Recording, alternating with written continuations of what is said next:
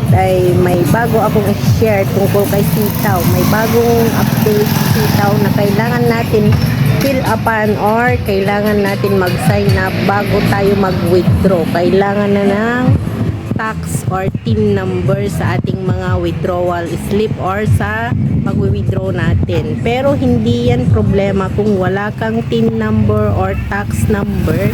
Kailangan mong ilagay lang is 6 na 0. At least ma-fill upan mo lahat yung hinihinging requirements or kailangang fill upan sa mga question na nakalagay kay sitaw.